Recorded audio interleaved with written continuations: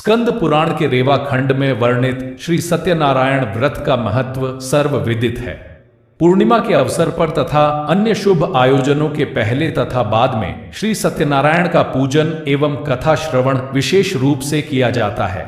प्राणियों में सत्य आचरण का भाव प्रस्फुटित हो तथा लोगों का दुख दूर हो, इसी उद्देश्य के साथ प्रस्तुत है सत्यनारायण पूजन एवं कथा।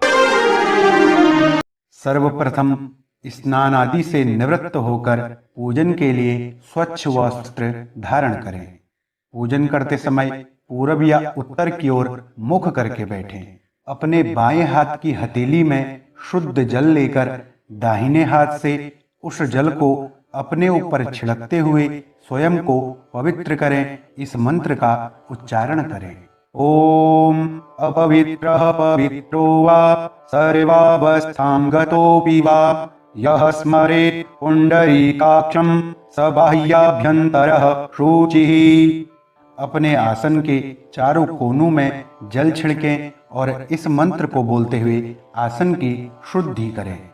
ओम पृथ्वी त्वया धृता लोका देवी त्वं विष्णुना धृता त्वं च धारय मां देवी पवित्रं कुरु चासनम्। आसन की शुद्धि करने के बाद फिर आचमन करें। इन मंत्रों को बोलते हुए जल को पिए।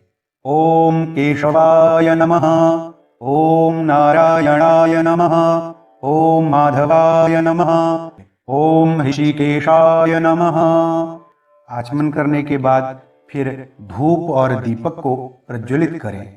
धूप और दीप प्रज्वलित करने के बाद धूप और दीपक में गंधाक्षत व पुष्प चढ़ाएं। ओम धूप गंधर्व देवत्याय नमः। सकल पूजार्थे गंधाक्षत पुष्पाणिं समर्पयामि।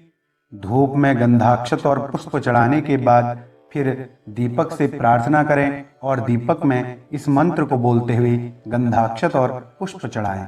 भूदीप देव रूपस्त्वं कर्म साक्षी विघ्नकृत् यावत् कर्म समाप्ति स्यात् तावत् त्वं सुस्थिरो भव। दीपनारायणाय नमः। सकल पूजार्थे गंधाक्षत पुष्पाणिं समर्पयामि।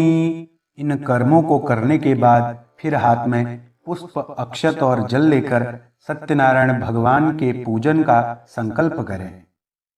ओम विष्णुर्विष्णुर्विष्णुः श्रीमद्भगवतो महापुरुषस्य विष्णोराज्ञया प्रवर्तमानस्य अद्य श्री ब्रह्मणोऽहनि द्वितीय परार्धे श्री श्वेत वाराहकल्पे वैवस्वत मन्वन्तरे अष्टाविंशतितमे कलियुगे कली प्रथम चरणे जम्बूद्वीपे भरतखंडे भारतवर्षे आर्यावर्तैक देशे तमे मासे अमुक पक्षे अमुक तिथौ अमुक वासरे अमुक नक्षत्रे अमुक गोत्रो अमुक शर्माहं मम सकुटुम्बस्य सपरिवारस्य नित्य कल्याण प्राप्त्यर्थं कायिक वाचिक मानसिक सांसर्गिक चतुर्विध पापक्षय पूर्वकं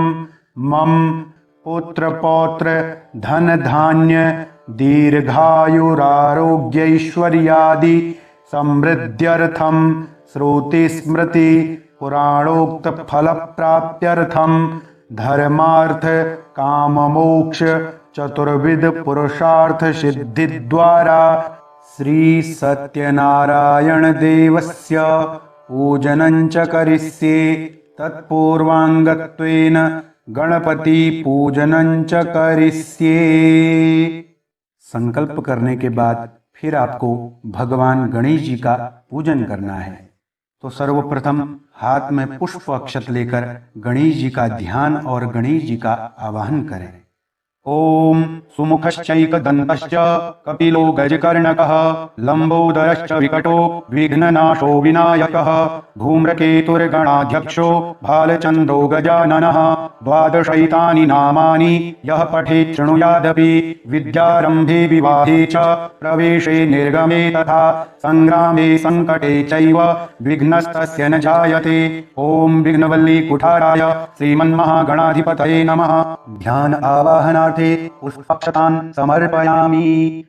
ओम श्री सिद्धिविनायकाय नमः। नमस्करोमि। फिर हाथ में पुष्प लेकर श्री सत्यनारायण भगवान का ध्यान करें। ओम नारायणं नमस्कृत्य नरं चैव नरोत्तमं देवीं सरस्वतीं व्यासं ततो जयमुदीरयेत्। ध्यायेत् सत्यं गुणातीतं गुणत्रय समन्वितं लोकनाथं त्रिलोकेशं कौस्तुभाभरणं हरिं।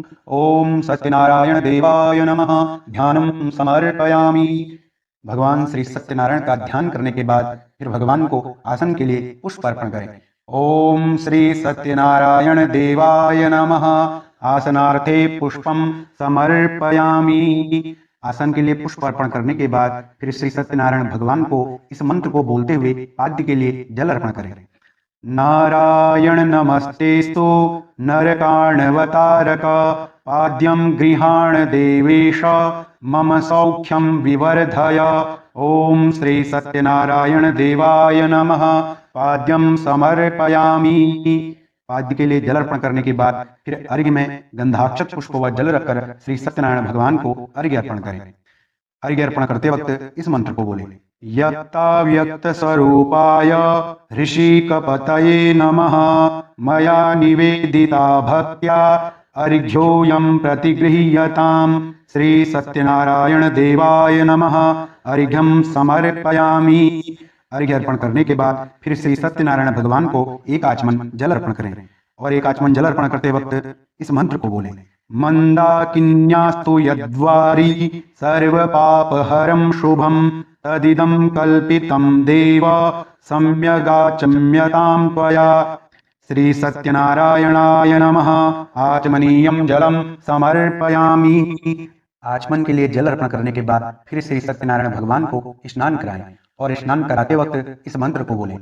मंदाकिन्यासमानीतैः कर्पूरा गुरुवासितैः स्नानं कुर्वन्तु देवेशा जलैरेभिः सुगन्धिभिः। ओम श्री सत्यनारायणाय नमः। स्नानीयं जलं समर्पयामि। भगवान को स्नान कराने के बाद फिर उन्हें वस्त्र अर्पण करें और वस्त्र चढ़ाते वक्त इस मंत्र को बोले। शीतवातोष्ण संत्राणं लज्जाया रक्षणं परं देहालंकरणं वस्त्रं धृत्वा शांतिं प्रयच्छ मे। श्री सत्यनारायणाय नमः। वस्त्रं समर्पयामि। वस्त्र अर्पण करने के बाद फिर श्री सत्यनारायण भगवान को उपवस्त्र अर्पण करें और उपवस्त्र अर्पण करते वक्त इस मंत्र को बोले। उपवस्त्रं प्रयच्छामि देवाय परमात्मने भक्त्या समर्पितं देव प्रसीद परमेश्वर। ओम श्री सत्यनारायणाय नमः। उपवस्त्रं समर्पयामि। उपवस्त्र अर्पण करने के बाद फिर श्री सत्यनारायण भगवान को यज्ञोपवीत अर्पण करें और यज्ञोपवीत अर्पण करते वक्त इस मंत्र को बोले। नवभिस्तंतुभिर्युक्तं त्रिगुणं देवतामयं उपवीतं मया दत्तं गृहाण परमेश्वर। श्री सत्यनारायणाय नमः। यज्ञोपवीतं समर्पयामि। यज्ञोपवीत अर्पण करने के बाद फिर सत्यनारायण भगवान को चंदन लगाएं और चंदन लगाते वक्त इस मंत्र को बोले। श्रीखंड चंदनम दिव्यम गंधाढ्यम सुमनोहरम विलेपनम सुरश्रेष्ठ चंदनम प्रतिगृह्यताम्। श्री सत्यनारायणाय नमः। चंदनानुलेपनम समर्पयामि। चंदन का लेप लगाने के बाद फिर श्री सत्यनारायण भगवान को पुष्पमाला अर्पण करें और पुष्पमाला अर्पण करते वक्त इस मंत्र को बोले। माल्यादि सुगंधीनि मालत्यादीनि भक्तितः मया हृतानि पुष्पाणि पूजार्थं प्रतिगृह्यताम्। श्री सत्यनारायणाय नमः। पुष्पाणि पुष्पमालां समर्पयामि। पुष्प और पुष्पमाला अर्पण करने के बाद फिर श्री सत्यनारायण भगवान को धूप अर्पण करें और धूप अर्पण करते वक्त इस मंत्र को बोले। वनस्पतिरसोद्भूतो गंधाढ्यो गंध उत्तमः आग्नेयः सत्यदेवानां धूपोऽयं प्रतिगृह्यताम्। श्री सत्यनारायणाय नमः। धूपम आघ्रापयामि। धूप अर्पण करने के बाद फिर श्री सत्यनारायण भगवान को दीप अर्पण करें और दीप अर्पण करते वक्त इस मंत्र को बोलें। भक्त्या दीपं प्रयच्छामि देवाय परमात्मने त्राहि मां निर्यात् घोरात् दीपज्योतिर्नमोस्तुते। श्री सत्यनारायणाय नमः। दीपं दर्शयामि। दीप अर्पण करने के बाद फिर श्री सत्यनारायण भगवान को नैवेद्य अर्पण करें और नैवेद्य अर्पण करते वक्त इस मंत्र को बोलें। शर्करा खंड खाद्यानि दधि क्षीर घृतानि च आहारं भक्ष्य भोज्यं च नैवेद्यं प्रतिगृह्यताम्। श्री सत्यनारायणाय नमः। नैवेद्यम निवेदयामि। नैवेद्य अर्पण करने के बाद फिर श्री सत्यनारायण भगवान को नैवेद्य के लिए एक आचमन जल अर्पण करें। ओम श्री सत्यनारायणाय नमः। नैवेद्यांते आचमनीयम जलम समर्पयामि। उसके बाद सत्यनारायण भगवान को फल अर्पण करें। फल अर्पण करते वक्त इस मंत्र को बोलें। इदं फलं मया देव स्थापितं पुरतस्तव तेन मे सफलावाप्तिर्भवेत् जन्मनि जन्मनि। श्री सत्यनारायणाय नमः। फलम समर्पयामि। फल अर्पण करने के बाद फिर सत्यनारायण भगवान को तांबूल अर्पण करें। तांबूल अर्पण करते वक्त इस मंत्र को बोलें। पूगी फलम महद्दिव्यम नागवल्ली दलैर्युतम एलादिचूर्ण संयुक्तम तांबूलम प्रतिगृह्यताम्। श्री सत्यनारायणाय नमः। तांबूलम समर्पयामि। तांबूल अर्पण करने के बाद फिर सत्यनारायण भगवान को दक्षिणा अर्पण करें।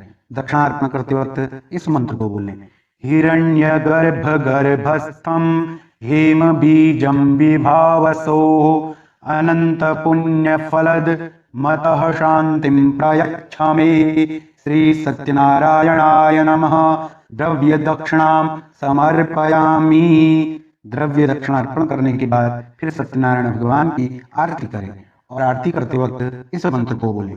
कदली गर्भ संभूतम कर्पूरम तु प्रदीपितम आरार्तिकमहं कुर्वे पश्य मे वरदो भव। श्री सत्यनारायणाय नमः। कर्पूर नीराजनम समर्पयामि। नीराजन करने के बाद फिर सत्यनारायण भगवान की प्रदक्षिणा करें। सत्यनारायण भगवान की 4 बार प्रदक्षिणा करें। यानि कानि च पापानि जन्मान्तरकृतानि च तानि सर्वाणि नश्यन्तो प्रदक्षिणा पदे पदे। श्री सत्यनारायणाय नमः। प्रदक्षिणा करने के बाद फिर हाथ में पुष्प लेकर सत्यनारायण भगवान से क्षमा प्रार्थना करें। मंत्रहीनम क्रियाहीनम भक्तिहीनम जनार्दन यत्पूजितं मया देव परिपूर्ण तदस्तु मे। सत्यनारायणं देवं वन्देऽहं कामदं प्रभुं लीलया विततं विश्वं येन तस्मै नमो नमः। श्री सत्यनारायणाय नमः। प्रार्थना समर्पयामि। क्षमा प्रार्थना करने के बाद फिर सत्यनारायण भगवान को साष्टांग प्रणाम करें। नमः सर्वहितार्थाय जगदाधार हेतवे साष्टांगोऽयं प्रणामस्ते प्रयत्नेन मया कृतः।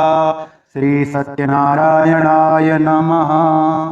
फिर हाथ में जल लेकर उस जल को घुमाकर श्री सत्यनारायण भगवान के समीप छोड़ दें और उस जल को अपने माथे पर लगा लें। अनया पूजया श्री सत्यनारायणाय प्रियताम नमः। भगवान सत्यनारायण का पूजन करने के बाद फिर आप सत्यनारायण भगवान की कथा को पढ़ें या ब्राह्मण द्वारा सत्यनारायण भगवान की कथा को सुनें। श्री सत्यनारायण व्रत कथा। व्यास उवाच। एकदा नैमिषारण्ये ऋषयः शौनकादयः पप्रच्छुर्मुनयः सर्वे सूतं पौराणिकं खलु। ऋषय ऊचुः व्रतेन तपसा किं वा प्राप्तये वाञ्छितं फलं तत्सर्वं श्रोतुमिच्छामः कथयस्व महामुने। सूत उवाच नारदेनैव सम्पृष्टो भगवान् कमलापतिः सुरर्षये यथैवाह तच्छृणुध्वं समाहिताः एकदा नारदो योगी परानुग्रहकाङ्क्षया पर्यटन् विविधान् लोकान् मर्त्यलोकमुपागतः ततो दृष्ट्वा जनान् सर्वान् नानाक्लेशसमन्वितान् नानायोनिसमुत्पन्नान् क्लिश्यमानान् स्वकर्मभिः केनोपायेन चैतेषां दुःखनाशो भवेद्ध्रुवम् इति सञ्चित्य मनसा विष्णुलोकं गतस्तदा तत्र नारायणं देवं शुक्लवर्णं चतुर्भुजं शङ्खचक्रगदापद्म वनमाला विभूषितं दृष्ट्वा तं देवदेवेशं स्तोतुं समुपचक्रमे नारदुवाच नमो वाङ्मनसातीत रूपायानन्तशक्तये आदिमध्यान्तहीनाय निर्गुणाय गुणात्मने सर्वेषामादिभूताय भक्तानामार्तिनाशिने श्रुत्वा स्तोत्रं ततो विष्णुर्नारदं प्रत्यभाषत श्रीभगवानुवाच किमर्थमागतोऽसि त्वं किं ते मनसि वर्तते कथयस्व महाभाग तत्सर्वं कथयामि ते नारदुवाच मर्त्यलोके जनाः सर्वे नानाक्लेशसमन्विताः नानायोनिसमुत्पन्नाः पच्यन्ते पापकर्मभिः तत्कथं समयेन्नाथ लघूपायेन तद्वद श्रोतुमिच्छामि तत्सर्वं कृपास्ति यदि ते मयि श्रीभगवानुवाच साधु पृष्टं त्वया वत्स लोकानुग्रहकाङ्क्षया यत्कृत्वा मुच्यते मोहात् तच्छृणुष्व वदामि ते व्रतमस्ति महत्पुण्यं स्वर्गे मर्ते च दुर्लभं तव स्नेहान्मया वत्स प्रकाशः क्रियतेऽधुना सत्यनारायणस्यैव व्रतं सम्यग् विधानतः कृत्वा सद्यः सुखं भुक्त्वा परत्र मोक्षमाप्नुयात् तच्छ्रुत्वा भगवद्वाक्यं नारदो मुनिरब्रवीत् नारदुवाच किं फलं किं विधानं च कृतं केनैव तद्व्रतं तत्सर्वं विस्तरात् ब्रूहि कदा कार्यं व्रतं प्रभो श्रीभगवानुवाच दुःखशोकादिशमनं धनधान्यप्रवर्धनं सौभाग्यसन्ततिकरं सर्वत्र विजयप्रदं यस्मिन् कस्मिन् दिने मर्त्यो भक्तिश्रद्धासमन्वितः सत्यनारायणं देवं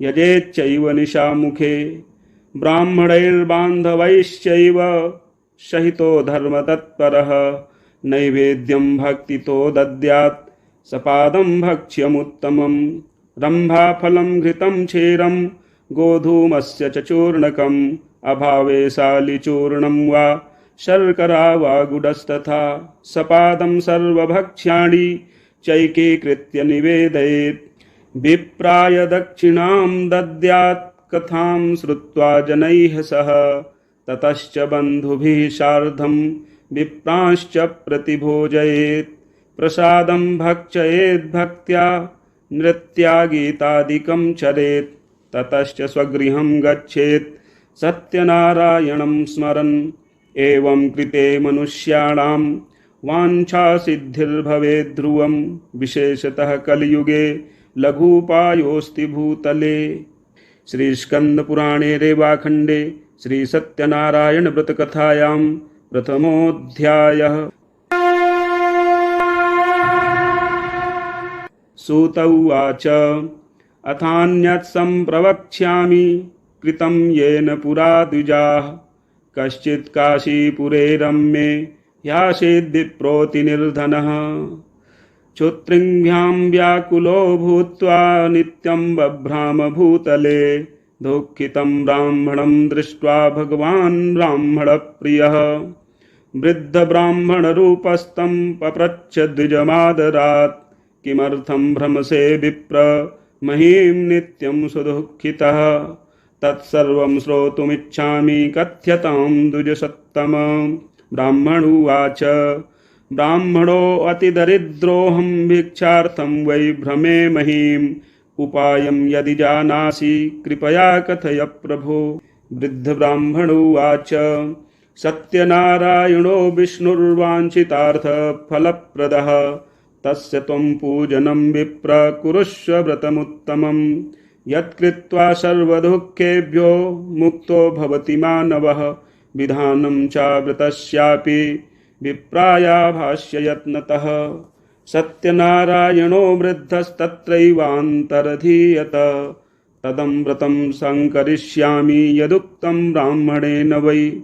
इति संचित्य विप्रोऽसौ रात्रौ निद्रां न लब्धवान्।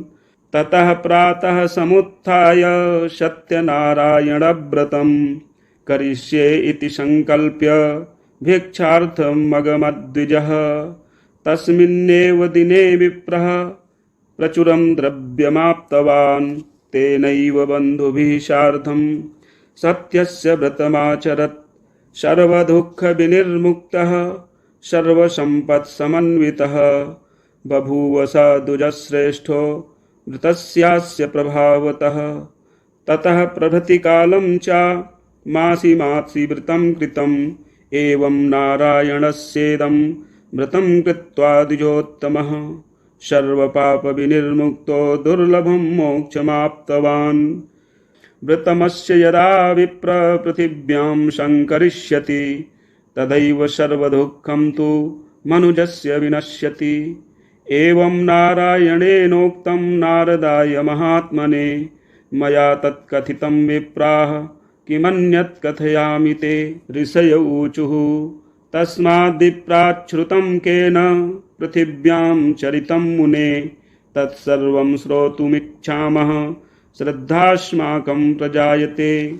सूत उवाच शृणुध्वं मुनयः सर्वे वृतं येन कृतं भुवि।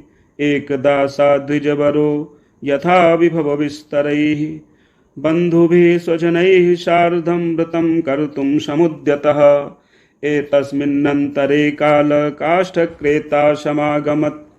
बहिः काष्ठं च संस्थाप्य विप्रस्य गृह्यमाययौ। तृष्णया पीडितात्मा च दृष्ट्वा विप्रं कृतं व्रतं प्रणिपत्य द्विजं प्राह किमिदं क्रियते त्वया।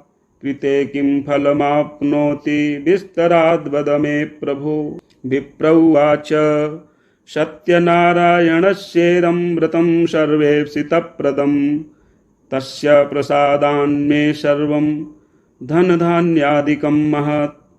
तस्मादेतद्व्रतं ज्ञात्वा काष्ठक्रेतातिहर्षितः पपौ जलं प्रसादं च भुक्त्वा सा नगरं ययौ।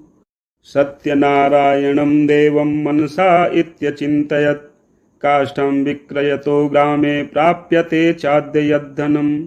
तेनैव सत्यदेवस्य करिष्ये व्रतमुत्तमम्। इति संचिन्त्य मनसा काष्ठं धृत्वा तु मस्तके जगाम नगरे रम्ये धनिनां यत्र संस्थितिः। तद्दिने काष्ठमूलं च द्विगुणं प्राप्तवानसौ। ततः प्रसन्नहृदयं सुपक्वं कदलीफलं शर्कराघृतदुग्धं च गोधूमस्य च चूर्णकं कृत्वैकत्र सपादं च गृहीत्वा स्वगृहं ययौ।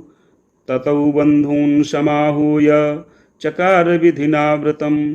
तद्व्रतस्य प्रभावेण धनपुत्रान्वितोऽभवत्। इह लोके सुखं भुक्त्वा चान्ते सत्यपुरं ययौ। श्रीस्कन्दपुराणे रेवाखण्डे श्रीसत्यनारायणव्रतकथायां द्वितीयोऽध्यायः। सूत उवाच पुनरग्रे प्रवक्ष्यामि शृणुध्वं मुनिसत्तमाः। पुरा चोल्कामुखो नाम नृपश्चासीन्महामतिः। जितेन्द्रियः सत्यवादी ययौ देवालयं प्रति। दिने दिने धनं दत्त्वा द्विजान् सन्तोषयत् सुधीः। भार्या तस्य प्रमुग्धा च सरोजवदना सती। भद्रशीला नदीतीरे सत्यस्य व्रतमाचरत्। एतस्मिन्नन्तरे तत्र साधुरेकः समागतः। वाणिज्यार्थं बहुधनैरनेकैः परिपूरितः। नावं संस्थाप्य तत्तीरे जगाम नृपतिं प्रति। दृष्ट्वा सा वृतिनं भूपं पप्रच्छ विनयान्वितः साधुरुवाच किमिदं कुरुषे राजन् भक्तियुक्तेन चेतसा प्रकाशं कुरु तत्सर्वं श्रोतुमिच्छामि साम्प्रतं। राजोवाच पूजनं क्रियते साधो विष्णोरतुलतेजसः व्रतं च स्वजनैः सार्धं पुत्राद्यावाप्तिकाम्यया। भूपस्य वचनं श्रुत्वा साधु प्रोवाच सादरं सर्वं कथय मे राजन् करिष्येऽहं तवोदितं। ममापि सन्ततिर्नास्ति एतस्माज्जायते ध्रुवं ततो निवृत्य वाणिज्यात् सानन्दो गृहमागतः। भार्यायै कथितं सर्वं व्रतं सन्ततिदायकं तदा व्रतं करिष्यामि यदा मे सन्ततिर्भवेत् इति लीलावती प्राह पत्नीं साधु ससत्तमः। एकस्मिन् दिवसे तस्या भार्या लीलावती सती भर्तृयुक्तानन्दचित्ताद्भवद्धर्मपरायणा गर्भिणी सा भवत्तस्या भार्या सत्यप्रसादतः। दशमे मासि वै तस्याः कन्यारत्नमजायत। दिने दिने सबवृद्धे शुक्लपक्षे यथा शशि नाम्ना कलावती चेति तन्नामकरणं कृतं। ततो लीलावती प्राह स्वामिनं मधुरं वचः न करोषि किमर्थं वै पुरा संकल्पितं व्रतम्। साधुरुवाच विवाहसमये त्वस्याः करिष्यामि व्रतं प्रिये इति भार्यां समाश्वास्य जगाम नगरं प्रति। ततः कलावती कन्या ववृधे पितृवेश्मनि दृष्ट्वा कन्यां ततः साधुर्नगरे सखिभिः सह मन्त्रयित्वा द्रुतं दूतं प्रेषयामास धर्मवित्। विवाहार्थं च कन्याया वरं श्रेष्ठं विचारय। तेनाज्ञप्तश्च दूतौषौ काञ्चनं नगरं ययौ। तस्माद्देकं वणिक्पुत्रं समादायागतो हि सः। दृष्ट्वा तु सुन्दरं बालं वणिक्पुत्रं गुणान्वितं ज्ञातिभिर्बन्धुभिः सार्धं परितुष्टेन चेतसा दत्तवान् साधुपुत्राय कन्यां विधिविधानतः। ततो भाग्यवशात्तेन विस्मृतं व्रतमुत्तमं विवाहसमये तस्यास्तेन रुष्टो भवत्प्रभुः। ततः कालेन नियतो निजकर्मविशारदः वाणिज्यार्थं ततः शीघ्रं जामातृसहितो वणिक् रत्नसारपुरे रम्ये गत्वा सिन्धुसमीपतः वाणिज्यमकरोत् साधुर्जामात्रा श्रीमता सह। तौ गतौ नगरे रम्ये चन्द्रकेतोर्नृपस्य च एतस्मिन्नेव काले तु सत्यनारायणप्रभुः भ्रष्टप्रतिज्ञामालोक्य शापं तस्मै प्रदत्तवान्। दारुणं कठिनं चास्य महद्दुःखं भविष्यति। तस्करौ द्वौ समानीतौ विलोक्याज्ञापय प्रभो। राज्ञा ज्ञप्तास्ततः शीघ्रं दृढं बद्ध्वा तु तावुभौ स्थापितौ द्वौ महद्दुर्गे कारागारे विचारतः। मायया सत्यदेवस्य न श्रुतं कैस्तयोर्वचः अतस्तयोर्धनं राज्ञा गृहीतं चन्द्रकेतुना। तच्छापाच्च तयोर्गेः भार्या चैवातिदुःखिता चौरेणापहृतं सर्वं गृहे यच्च स्थितं धनम्। आधिव्याधिसमायुक्ता क्षुत्पिपासातिदुःखिता अन्नचिन्ता परा भूत्वा बभ्राम च गृहे गृहे। कलावती तु कन्यापि बभ्राम प्रतिवासरम् एकस्मिन् दिवसे याता क्षुधार्ता द्विजमन्दिरम्। गत्वा पश्यद्व्रतं तत्र सत्यनारायणस्य च उपविश्य कथां श्रुत्वा वरं प्रार्थितवत्यपि प्रसादभक्षणं कृत्वा ययौ रात्रौ गृहं प्रति। माता कलावतीं कन्यां कथयामास प्रेमतः पुत्री रात्रौ स्थिता कुत्र किं ते मनसि वर्तते। कन्या कलावती प्राह मातरं प्रति सत्वरं द्विजालये व्रतं मातर्दृष्टं वाञ्छितसिद्धिदम्। तच्छ्रुत्वा कन्यका वाक्यं व्रतं कर्तुं समुद्यता। सा मुदा तु वणिग्भार्या सत्यनारायणस्य च व्रतं चक्रे शैव साध्वी बन्धुभिः स्वजनैः सह। भर्तृजामातरौ क्षिप्रमागच्छेतां स्वमाश्रमम् अपराधं च मे भर्तुर्जामातुः क्षन्तुर्मर्हसि व्रतेनानेन तुष्टोऽसौ सत्यनारायणः पुनः दर्शयामास स्वप्नं हि चन्द्रकेतुं नृपोत्तमं बन्दिनौ मोचय प्रातर्वणिजौ नृपसत्तम देयं धनं च तत्सर्वं गृहीतं यत्त्वयाधुना नो चेत् त्वां नाशयिष्यामि सराज्यधनपुत्रकम् एवमाभास्य राजानं ध्यानगम्यो भवत्प्रभुः ततः प्रभातसमये राजा च स्वजनैः सह उपविश्य सभामध्ये प्राह स्वप्नं जनं प्रति बद्धौ महाजनौ शीघ्रं मोचयेदौ वणिक्सुतौ इति राज्ञो वचः श्रुत्वा मोचयित्वा महाजनौ समानीय नृपस्याग्रे प्राहुस्ते विनयान्विताः आनीतौ द्वौ वणिकपुत्रौ मुक्तौ निगडबन्धनात् ततो महाजनौ नत्वा चन्द्रकेतुं नृपोत्तमम् स्मरन्तौ पूर्ववृत्तान्तं नो चतुर्भयविह्वलौ राजा वणिक्सुतौ वीक्ष्य वचः प्रोवाच सादरम् दैवात् प्राप्तं महद्दुःखमिदानीं नास्ति वै भयम् तदा निगडसन्त्यागं क्षौरकर्माद्यकारयत् वस्त्रालङ्कारकं दत्त्वा परितोष्य नृपश्च तौ पुरस्कृत्य वणिकपुत्रौ वचसा तोषयद्भृशं पुरानीतं तु यद्द्रव्यं दुगिणीकृत्य दत्तवान् प्रोवाच च ततो राजा गच्छ साधो निजाश्रमं राजानं प्रणिपत्याह गन्तव्यं तत्प्रसादतः इत्युक्त्वा तौ महावैश्यौ जग्मतुः स्वगृहं प्रति। श्रीस्कन्दपुराणे रेवाखण्डे श्रीसत्यनारायणव्रतकथायां तृतीयोऽध्यायः।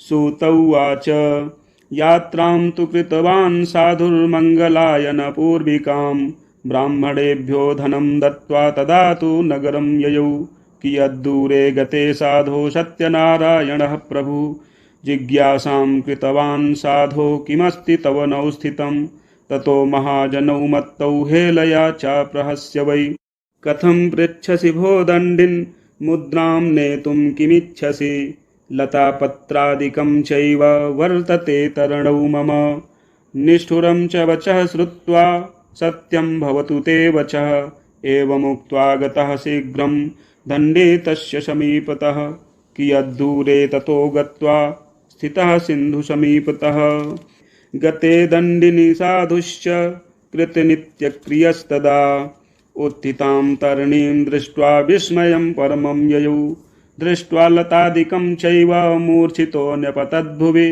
लब्धसंज्ञो वणिक्पुत्रस्ततश्चिन्तान्वितोऽभवत् तदा तु दुहितुः कान्तो वचनं चेदमब्रवीत् किमर्थं क्रियते शोकः शापो दत्तस्य दण्डिना शक्यते तेन सर्वं हि कर्तुं चात्र न संशयः अतस्तच्छरणं यामो वाञ्छितार्थो भविष्यति जामातुर्वचनं श्रुत्वा तत्सकाशं गतस्तदा दृष्ट्वा च दण्डिनं भक्त्या नत्वा प्रोवाच सादरं क्षमस्व चापराधं मे यदुक्तं तव सन्निधौ एवं पुनः पुनर्नत्वा महाशोकाकुलोऽभवत् प्रोवाच वचनं दण्डे विलपन्तं विलोक्य च मारोदिः शृणु मद्वाक्यं मम पूजा बहिर्मुखः ममाज्ञया च दुर्बुद्धे लब्धं दुःखं मुहुर्मुहुः तच्छ्रुत्वा भगवद्वाक्यं स्तुतिं कर्तुं समुद्यतः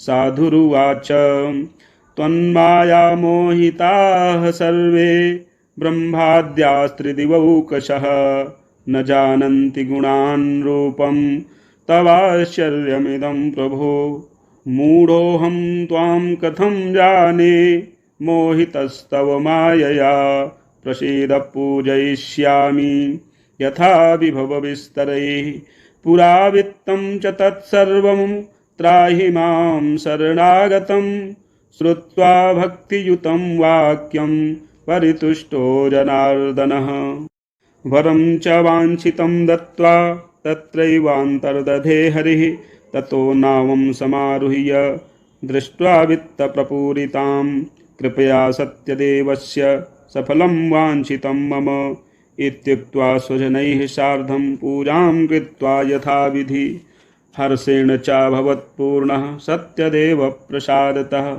नावं संयोज्य यत्नेन स्वदेशगमनं कृतं साधुर्जामातरं प्राह पश्य रत्नपुरीं मम दूतं च प्रेषयामास निजवित्तस्य रक्षकम् ततोऽसौ नगरं गत्वा साधुर्भार्यां विलोक्य च प्रोवाच वाञ्छितं वाक्यं नत्वा बद्धाञ्जलिस्तदा निकटे नगरस्यैव जमात्रा सहितो वणिक् आगतो बन्धुवर्गैश्च वित्तैश्च बहुभिर्युतः श्रुत्वा दूतमुखाद्वाक्यं महाहर्षवती सती सत्यपूजां ततः कृत्वा प्रोवाच तनुजां प्रति व्रजामि शीघ्रमागच्छ साधुसन्दर्शनाय च इति मातृवचः श्रुत्वा व्रतं कृत्वा समाप्य च प्रसादं च परित्यज्य गता सापि पतिं प्रति तेन रुष्टः सत्यदेवो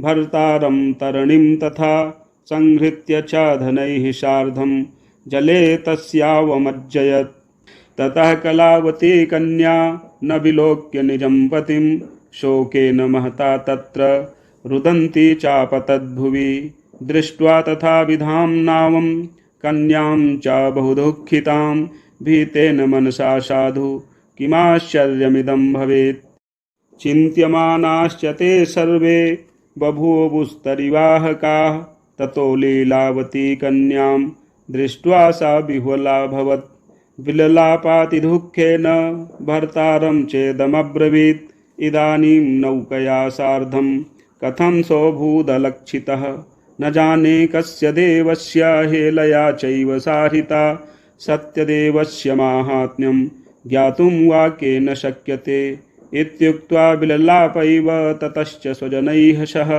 ततो लीलावती कन्यां क्रोडे कृत्वा रुरोधः ततः कलावती कन्या नष्टे स्वामिनि दुःखिता गृहीत्वा पादुके तस्यानुगन्तुं च मनोदधे कन्यायाश्चरितं दृष्ट्वा सभार्यः सज्जनो वणिक् अतिशोकेन सन्तप्त चिन्तयामास धर्मवित् हृतं वा सत्यदेवेन भ्रान्तोऽहं सत्यमायया सत्यपूजां करिष्यामि यथा विभवविस्तरैः इति सर्वान् समाहूय कथयित्वा मनोरथं नत्वा च दण्डवद्भूमौ सत्यदेवं पुनः पुनः ततस्तुष्टः सत्यदेवो दीनानां परिपालकः जगादवचनं चैनं कृपया भक्तवत्सलः त्यक्त्वा प्रसादं ते कन्या पतिं द्रष्टुं समागता अतो दृष्टो भवत्तस्याः कन्यकायाः पतिर्ध्रुवम् गृहं गत्वा प्रसादं च भुक्त्वा सा याति चेत् पुनः लब्धभर्तृसुता साधो भविष्यति न संशयः कन्यका तादृशं वाक्यं श्रुत्वा गगनमण्डलात् क्षिप्रं तदा गृहं गत्वा प्रसादं च बुभोजसा पश्चात् सा पुनरागत्य ददर्श स्वजनं पतिं ततः कलावती कन्या जगादपितरं प्रति इदानीं च गृहं यामि विलम्बं कुरुषे कथं तच्छ्रुत्वा कन्यका वाक्यं सन्तुष्टो भूद्वणिक्षुतः पूजनं सत्यदेवस्य कृत्वा विधिविधानतः धनैर्बन्धुगणैः सार्धं जगां निजमन्दिरं पौर्णमास्यां च सङ्क्रान्तौ कृतवान् सत्यस्य पूजनम् इह लोके सुखं भुक्त्वा चान्ते सत्यपुरं ययौ। श्री स्कंद पुराणे रेवाखंडे श्री सत्यनारायण व्रत कथायां चतुर्थोऽध्यायः। सूत उवाच अथान्यच्च प्रवक्ष्यामि शृणुध्वं मुनिषत्तमाः आसीत् तुङ्गध्वजो राजा प्रजापालनतत्परः प्रसादं सत्यदेवस्य त्यक्त्वा दुःखमवापशः एकदा सा वनं गत्वा हत्वा बहुविधान् पशून् आगत्य वटमूलं च दृष्ट्वा सत्यस्य पूजनं गोपाः कुर्वन्ति सन्तुष्टा भक्तियुक्ताः शबान्धवाः राजा दृष्ट्वा तु दर्पेण न गतो न ननामशः ततो गोपगणाः सर्वे प्रसादं नृपसन्निधौ संस्थाप्य पुनरागत्य भुक्त्वा सर्वे यथेप्सितं ततः प्रसादं संत्यज्य राजा दुःखमवापशः। तस्य पुत्रशतं नष्टं धनधान्यादिकं च यत् सत्यदेवेन तत्सर्वं नाशितं मम निश्चितम्। अतस्तत्रैव गच्छामि यत्र देवस्य पूजनं मनसा तु विनिश्चित्य ययौ गोपालसन्निधौ।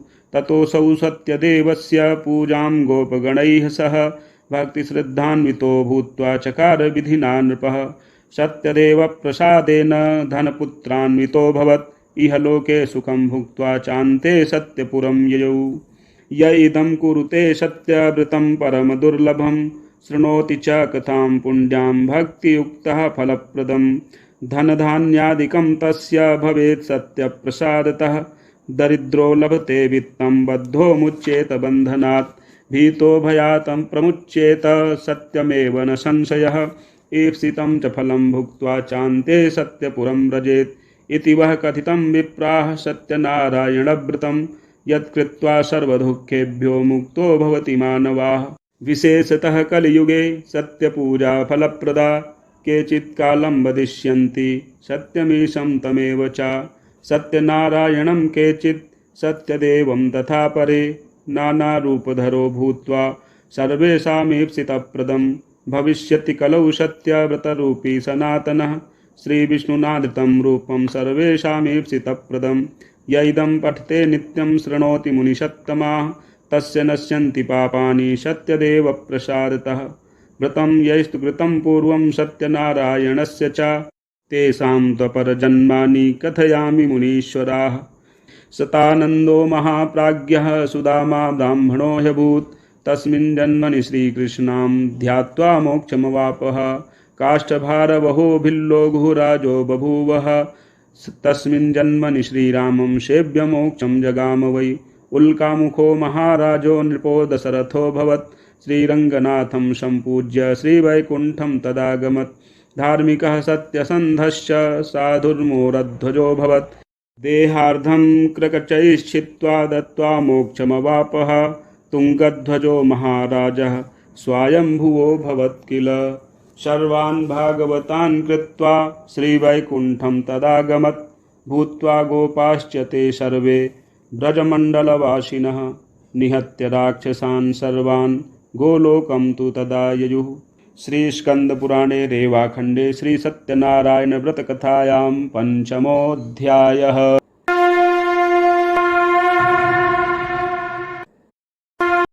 अभी आपने श्री सत्यनारायण कथा का मूल पाठ सुना। यदि आप कथा को हिंदी में समझना चाहते हैं तो प्रस्तुत है मूल पाठ का हिंदी रूपांतरण।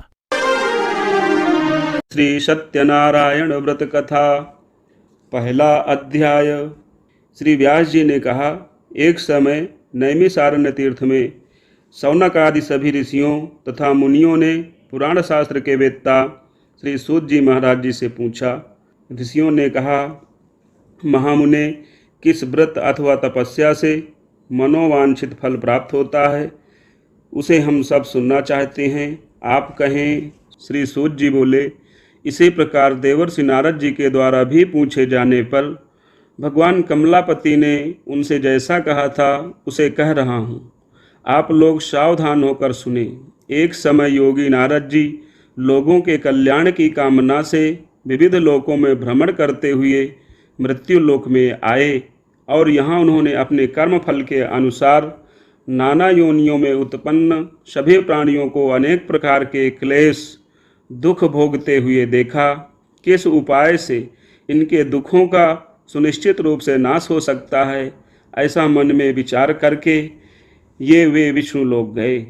वहाँ 4 भुजाओं वाले और शंख चक्र गदा पद्म तथा वनमाला से विभूषित शुक्ल वर्ण भगवान नारायण का दर्शन कर उन देवाधिदेव की वे स्तुति करने लगे। नारद जी बोले, हे वाणी और मन से परे स्वरूप वाले, अनंत शक्ति संपन्न, आदि मध्य और अंत से रहित, निर्गुण और सकल कल्याणमय गुणों से संपन्न, स्थावर जंगात्मक निखिल सृष्टि प्रपंच के कारणभूत तथा भक्तों की पीड़ा नष्ट करने वाले हे परमात्मन, आपको नमस्कार है। स्तुति सुनने के अनंतर भगवान श्री विष्णु ने नारद जी से कहा। श्री भगवान ने कहा, महाभाग, आप किस प्रयोजन से यहाँ आए हैं? आपके मन में क्या है? कहिए, वह सब कुछ मैं आपको बताऊंगा। नारद जी बोले, भगवन, मृत्युलोक में अपने पाप कर्मों के द्वारा विभिन्न योनियों में उत्पन्न सभी लोग बहुत प्रकार के क्लेशों से दुखी हो रहे हैं। हे नाथ, किस लघु उपाय से उनके कष्टों का निवारण हो सकेगा? यदि आपकी मेरे ऊपर कृपा है तो वह सब मैं सुनना चाहता हूँ, उसे बताएं। श्री भगवान ने कहा, हे वत्स, संसार के ऊपर अनुग्रह करने की इच्छा से आपने बहुत अच्छी उत्तम बात पूछी है। जिस व्रत के करने से सभी प्राणी मोह से मुक्त हो जाता है, उसे आपको बताता हूँ, सुने। हे वत्स, स्वर्ग और मृत्युलोक में दुर्लभ भगवान सत्यनारायण का एक महान पुण्यप्रद व्रत है। आपके स्नेह के कारण इस समय मैं उसे कह रहा हूँ। अच्छी प्रकार विधि विधान से भगवान सत्यनारायण का व्रत करके मनुष्य शीघ्र ही सुख प्राप्त कर परलोक में मोक्ष प्राप्त करता है। भगवान की ऐसी वाणी सुनकर नारद मुनि ने कहा। नारद जी बोले, प्रभो, इस व्रत को करने का फल क्या है? इसका विधान क्या है? इस व्रत को किसने किया और कब इसे करना चाहिए? यह सब विस्तार पूर्वक बतलाइए। श्री भगवान ने कहा, यह सत्यनारायण का व्रत दुख शोक आदि का शमन करने वाला, धन धान्य की वृद्धि करने वाला, सौभाग्य और संतान देने वाला तथा सर्वत्र विजय प्रदान करने वाला है। जिस किसी भी दिन भक्ति और श्रद्धा से समन्वित होकर मनुष्य ब्राह्मणों और बंधु बांधवों के साथ धर्म में तत्पर होकर सायंकाल भगवान सत्यनारायण की पूजा करें, नैवेद्य के रूप में उत्तम कोटि के भोजनीय पदार्थ को सवाया मात्रा में भक्तिपूर्वक अर्पित करना चाहिए। केले का फल, घी, दूध, गेहूं का चूर्ण अथवा गेहूं के चूर्ण के अभाव में साठी चावल का चूर्ण, शक्कर या गुड़ तथा सब भक्ष्य सामग्री सवाया मात्रा में एकत्र कर भगवान को अर्पण करना चाहिए। बंधु बांधवों के साथ श्री सत्यनारायण भगवान की कथा सुनकर ब्राह्मण को दक्षिणा देनी चाहिए। तदनंतर बंधु बांधवों के साथ ब्राह्मणों को भोजन कराना चाहिए। भक्तिपूर्वक प्रसाद ग्रहण करके नृत्य गीत आदि का आयोजन करना चाहिए। तदनंतर भगवान सत्यनारायण का स्मरण करते हुए अपने घर जाना चाहिए। ऐसा करने से मनुष्यों की अभिलाषा अवश्य ही पूर्ण होती है। विशेष रूप से कलयुग में पृथ्वी लोक में यह सबसे छोटा सा उपाय है। श्री स्कंद पुराणे रेवाखंडे श्री सत्यनारायण व्रत कथायां प्रथमोऽध्यायः दूसरा अध्याय। श्री सूत जी बोले, हे द्विजो, अब मैं पुनः पूर्व काल में जिसने इस सत्यनारायण व्रत को किया था उसे भली भांति विस्तार पूर्वक कहूँगा। रमणीय काशी नामक नगर में कोई अत्यंत निर्धन ब्राह्मण रहता था। भूख और प्यास से व्याकुल होकर वह प्रतिदिन पृथ्वी पर भटकता रहता था। ब्राह्मण प्रिय भगवान ने उस दुखी ब्राह्मण को देखकर वृद्ध ब्राह्मण का रूप धारण करके उस द्विज से आदर पूर्वक पूछा, हे विप्र, प्रतिदिन अत्यंत दुखी होकर तुम किस लिए पृथ्वी पर भ्रमण करते रहते हो? हे द्विज श्रेष्ठ, यह सब बतलाओ, मैं सुनना चाहता हूँ। ब्राह्मण बोला, प्रभो, मैं अत्यंत दरिद्र ब्राह्मण हूँ और भिक्षा के लिए ही पृथ्वी पर घूमा करता हूँ। यदि मेरी इस दरिद्रता को दूर करने का आप कुछ उपाय जानते हो तो कृपा पूर्वक बतलाइए। वृद्ध ब्राह्मण ने कहा, हे ब्राह्मण देव, सत्यनारायण भगवान विष्णु अभीष्ट फल को देने वाले हैं। हे विप्र, तुम उनका उत्तम व्रत एवं पूजन करो, जिसे करने से मनुष्य सभी दुखों से मुक्त हो जाता है। और व्रत के विधान को भी ब्राह्मण से यत्न पूर्वक कहकर वृद्ध ब्राह्मण रूपधारी भगवान सत्यनारायण वहीं पर अंतर ध्यान हो गए। वृद्ध ब्राह्मण ने जैसा कहा है उस व्रत को अच्छी प्रकार से वैसे ही करूँगा। यह सोचते हुए उस ब्राह्मण को रात में नींद नहीं आई। तदनंतर प्रातःकाल उठकर सत्यनारायण का व्रत करूँगा, ऐसा संकल्प करके वह ब्राह्मण भिक्षा के लिए चल पड़ा। उस दिन ब्राह्मण को भिक्षा में बहुत सा धन प्राप्त हुआ। उसी धन से उसने बंधु बांधवों के साथ भगवान सत्यनारायण का व्रत किया। इस व्रत के प्रभाव से वह श्रेष्ठ ब्राह्मण सभी दुखों से मुक्त होकर समस्त संपत्तियों से संपन्न हो गया। उस दिन से लेकर प्रत्येक महीने उसने यह व्रत किया। इस प्रकार भगवान सत्यनारायण के इस व्रत को करके वह श्रेष्ठ ब्राह्मण सभी पापों से मुक्त हो गया और उसने दुर्लभ मोक्ष पद को प्राप्त किया। हे विप्र, पृथ्वी पर जब भी कोई मनुष्य श्री सत्यनारायण का व्रत करेगा उसी समय उसके समस्त दुख नष्ट हो जाएंगे। हे ब्राह्मणों, इस प्रकार भगवान नारायण ने महात्मा नारद जी से जो कुछ कहा मैंने वह सब आप लोगों से कह दिया। आगे अब और क्या कहूँ। ऋषियों ने कहा, हे मुने, इस पृथ्वी पर उस ब्राह्मण से सुने हुए इस व्रत को किसने किया, हम सब वह सुनना चाहते हैं। उस व्रत पर हमारी श्रद्धा हो रही है। श्री सूत जी बोले, हे मुनियों, पृथ्वी पर जिसने यह व्रत किया उसे आप लोग सुने। एक बार वह द्विजश्रेष्ठ अपनी धन संपत्ति के अनुसार बंधु बांधवों तथा पारिवारिक जनों के साथ व्रत करने के लिए उद्यत हुआ। इसी बीच एक लकड़हारा वहां आया और लकड़ी बाहर रखकर उस ब्राह्मण के घर गया। प्यास से व्याकुल वह उस ब्राह्मण को व्रत करता हुआ देख प्रणाम करके उससे बोला, प्रभो, आप यह क्या कर रहे हैं? इसके करने से किस फल की प्राप्ति होती है? विस्तार पूर्वक मुझसे कहिए। विप्र ने कहा, यह सत्यनारायण का व्रत है जो सभी मनोरथों को प्रदान करने वाला है। उसी के प्रभाव से मुझे यह सब महान धन धान्य आदि प्राप्त हुआ है। जल पीकर तथा प्रसाद ग्रहण करके वह नगर चला गया। सत्यनारायण देव के लिए मन से ऐसा सोचने लगा कि आज लकड़ी बेचने से जो धन प्राप्त होगा उसी धन से भगवान सत्यनारायण का श्रेष्ठ व्रत करूँगा। इस प्रकार मन से चिंतन करता हुआ लकड़ी को मस्तक पर रखकर उस सुंदर नगर में गया जहाँ धन संपन्न लोग रहते थे। उस दिन उसे लकड़ी का दुगुना मूल्य प्राप्त हुआ। तदनंतर प्रसन्न हृदय होकर वह पके हुए केले का फल, शर्करा, घी, दूध और गेहूं का चूर्ण शवाया मात्रा में लेकर अपने घर गया। तत्पश्चात उसने अपने बांधवों को बुलाकर विधि विधान से भगवान सत्यनारायण का व्रत किया। उस व्रत के प्रभाव से वह धन पुत्र से संपन्न हो गया और इस लोक में अनेक सुखों का उपभोग कर अंत में सत्यपुर वैकुंठ लोक चला गया। श्री स्कंद पुराणे रेवाखंडे श्री सत्यनारायण व्रत कथायाम द्वितीयोऽध्यायः। तीसरा अध्याय। श्री सूत जी बोले, श्रेष्ठ मुनियों, अब मैं पुनः आगे की कथा कहूँगा, आप लोग सुने। प्राचीन काल में उल्कामुख नाम का एक राजा था। वह जितेंद्रिय, सत्यवादी तथा अत्यंत बुद्धिमान था। वह विद्वान राजा प्रतिदिन देवालय में जाता और ब्राह्मणों को धन देकर संतुष्ट करता था।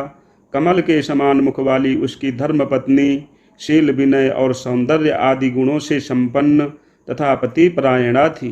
राजा एक दिन अपनी धर्मपत्नी के साथ भद्रशिला नदी के तट पर श्री सत्यनारायण का व्रत कर रहा था। उसी समय व्यापार के लिए अनेक प्रकार की पुष्कल धनराशि से संपन्न एक साधु वणिक वहाँ आया। भद्रशिला नदी के तट पर नाव को स्थापित कर वह राजा के समीप गया और राजा को उस व्रत में दीक्षित देखकर विनय पूर्वक पूछने लगा। साधु ने कहा, राजन, आप भक्ति युक्त चित्त से यह क्या कर रहे हैं? कृपया वह सब बताइए, इस समय मैं सब सुनना चाहता हूँ।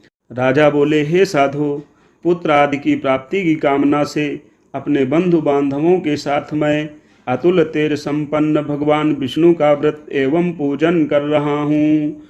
राजा की बात सुनकर साधु ने आदर पूर्वक कहा, राजन, इस विषय में आप मुझे सब कुछ विस्तार से बतलाइए। आपके कथनानुसार मैं व्रत एवं पूजन करूँगा। मुझे भी संतति नहीं है, इससे अवश्य ही संतति प्राप्त होगी। ऐसा विचार कर वह व्यापार से निवृत्त हो आनंद पूर्वक अपने घर आया। उसने अपनी भार्या से संतति प्रदान करने वाले इस सत्य व्रत को विस्तार पूर्वक बताया तथा जब मुझे संतति की प्राप्ति होगी तब मैं इस व्रत को करूँगा। इस प्रकार उस साधु ने अपनी भार्या लीलावती से कहा। एक दिन उसकी लीलावती नाम की सती साध्वी भार्या पति के साथ आनंद चित्त से ऋतुकालीन धर्माचरण में प्रवृत्त हुई और भगवान श्री सत्यनारायण की कृपा से उसकी भार्या गर्भिणी हुई। 10वें महीने में उससे कन्या रत्न की उत्पत्ति हुई और वह शुक्ल पक्ष के चंद्रमा की भांति दिन प्रतिदिन बढ़ने लगी।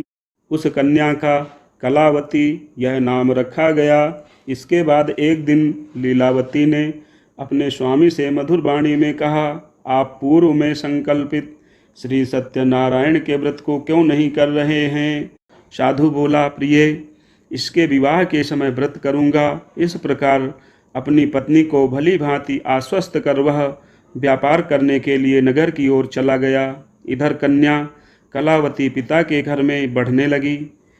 तदनंतर धर्मज्ञ साधु ने नगर में सखियों के साथ क्रीड़ा करती हुई अपनी कन्या को विवाह योग्य देखकर आपस में मंत्रणा करके कन्या के विवाह के लिए श्रेष्ठ वर का अन्वेषण करो, ऐसा दूत से कहकर शीघ्र ही उसे भेज दिया। उसकी आज्ञा प्राप्त करके दूत कांचन नामक नगर में गया और वहां से एक वणिक का पुत्र लेकर आया। उस साधु ने उस वणिक के पुत्र को सुंदर और गुणों से संपन्न देखकर अपनी जाति के लोगों तथा बंधु बांधवों के साथ संतुष्ट चित्त हो विधि विधान से वणिक पुत्र के हाथ में कन्या का दान कर दिया। उस समय वह साधु वणिक दुर्भाग्यवश भगवान का वह उत्तम व्रत भूल गया। पूर्व संकल्प के अनुसार विवाह के समय में व्रत न करने के कारण भगवान उस पर रुष्ट हो गए। कुछ समय के पश्चात अपने व्यापार कर्म में कुशल वह साधु वणिक काल की प्रेरणा से अपने दामाद के साथ व्यापार करने के लिए समुद्र के समीप स्थित रत्नसारपुर नामक सुंदर नगर में गया और अपने श्री संपन्न दामाद के साथ वहाँ व्यापार करने लगा। तदनंतर वे दोनों राजा चंद्रकेतु के रमणीय उस नगर में गए। उसी समय भगवान श्री सत्यनारायण ने उसे भ्रष्ट प्रतिज्ञ देखकर इसे दारुण कठिन और महान दुख प्राप्त होगा यह शाप दे दिया। एक दिन एक चोर राजा चंद्रकेतु के धन को चुराकर वहीं आया जहां दोनों वणिक स्थित थे। वह अपने पीछे दौड़ते हुए दूतों को देखकर भयभीत चित्त से धन वहीं छोड़कर शीघ्र ही छिप गया। इसके बाद राजा के दूत वहां आ गए जहां वह साधु वणिक था। वहां राजा के धन को देखकर वे दूत उन दोनों वणिक पुत्रों को बांध कर ले आए और हर्षपूर्वक दौड़ते हुए राजा से बोले, प्रभु, हम 2 चोर पकड़ लाए हैं, इन्हें देखकर आप आज्ञा दें। राजा की आज्ञा से दोनों शीघ्र ही दृढ़तापूर्वक बांधकर बिना विचार किए महान कारागार में डाल दिए गए। भगवान सत्यदेव की माया से किसी ने उन दोनों की बात नहीं सुनी और राजा चंद्रकेतु ने उन दोनों का धन भी ले लिया। उन भगवान के शाप से वणिक के घर में उसकी भार्या भी अत्यंत दुखित हो गई और उनके घर में सारा का सारा जो धन था वह चोर ने चुरा लिया। वह लीलावती शारीरिक तथा मानसिक पीड़ाओं से युक्त, भूख और प्यास से दुखी हो अन्न की चिंता से दर दर भटकने लगी। कलावती कन्या भी भोजन के लिए इधर उधर प्रतिदिन घूमने लगी। एक दिन क्षुधा से पीड़ित हो वह कलावती एक ब्राह्मण के घर गई। वहां जाकर उसने श्री सत्यनारायण के व्रत पूजन को देखा। वहां बैठकर उसने कथा सुनी और वरदान मांगा। तदनंतर प्रसाद ग्रहण करके वह कुछ रात होने पर घर गई। माता लीलावती ने कलावती कन्या से प्रेम पूर्वक पूछा, पुत्री, रात में तू कहाँ रुक गई थी? तुम्हारे मन में क्या है? कलावती कन्या ने तुरंत माता से कहा, माँ, मैंने एक ब्राह्मण के घर में मनोरथ प्रदान करने वाला व्रत देखा है। कन्या की उस बात को सुनकर वह वणिक की भार्या व्रत करने को उद्यत हुई और प्रसन्न मन से उस साध्वी ने बंधु बांधवों के साथ भगवान श्री सत्यनारायण का व्रत किया तथा इस प्रकार प्रार्थना की, भगवान, आप हमारे पति एवं जामाता के अपराध को क्षमा करें। वे दोनों अपने घर शीघ्र आ जाएं। इस व्रत से भगवान सत्यनारायण पुनः संतुष्ट हो गए तथा उन्होंने नृपश्रेष्ठ चंद्रकेतु को स्वप्न दिखाया और स्वप्न में कहा, नृपश्रेष्ठ, प्रातःकाल दोनों वणिकों को छोड़ दो और वह सारा धन भी दे दो जो तुमने उनसे इस समय ले लिया है, अन्यथा राज्य, धन एवं पुत्र सहित तुम्हारा सर्वनाश कर दूंगा। राजा से स्वप्न में ऐसा कहकर भगवान सत्यनारायण अंतर्ध्यान हो गए। इसके अनंतर प्रातःकाल राजा ने अपने सभासदों के साथ सभा के मध्य बैठकर अपना स्वप्न लोगों को बताया और कहा, दोनों बंदी वणिक पुत्रों को शीघ्र ही मुक्त कर दो।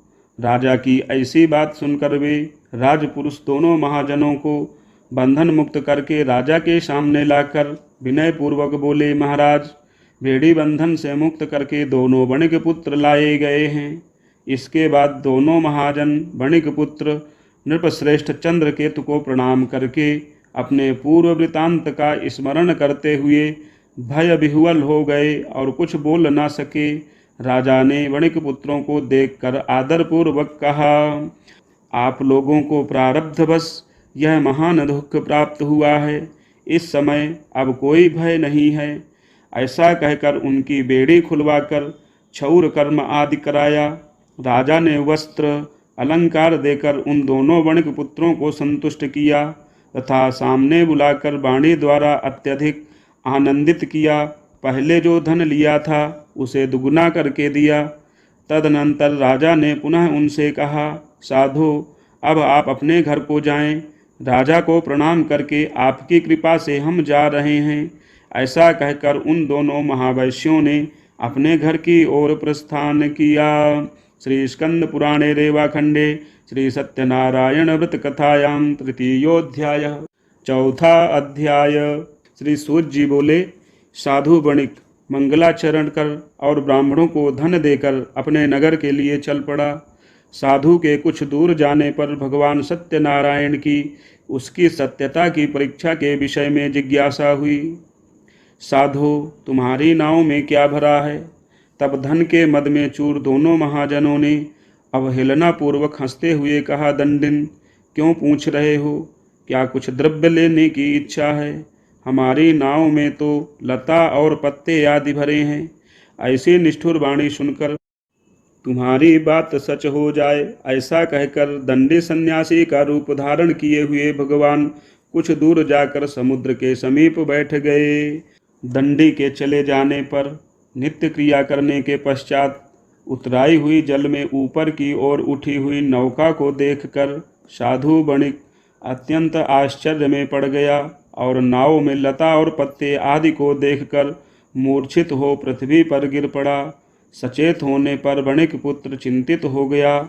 तब उसके दामाद ने इस प्रकार कहा, आप शोक क्यों करते हैं? दंडी ने शाप दे दिया है। इस स्थिति में वे ही चाहें तो सब कुछ कर सकते हैं, इसमें संशय नहीं। अतः उन्हीं के शरण में हम चलें, वहीं मन की इच्छा पूर्ण होगी।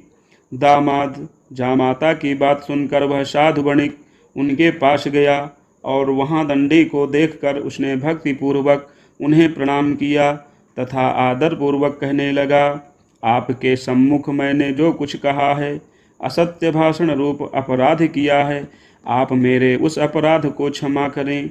ऐसा कहकर बारंबार प्रणाम करके वह महान शोक से आकुल हो गया।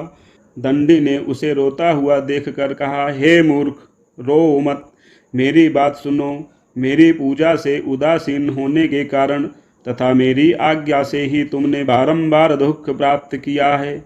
भगवान की ऐसी वाणी सुनकर वह उनकी स्तुति करने लगा। साधुरुवाच, त्वन्माया मोहिताः सर्वे ब्रह्माद्यास्त्रिदिवौकशः न जानन्ति गुणान् रूपं तवाश्चर्यमिदं प्रभो।